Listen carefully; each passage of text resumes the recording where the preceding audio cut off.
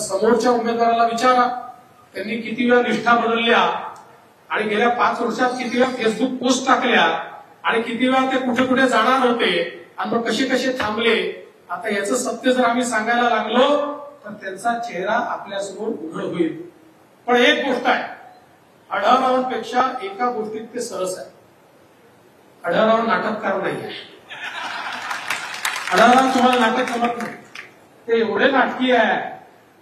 त्यांना नाटक जमतं, रडता येतं, हसता येतं, बोलता येतं, जुमलेबाजी करता येते.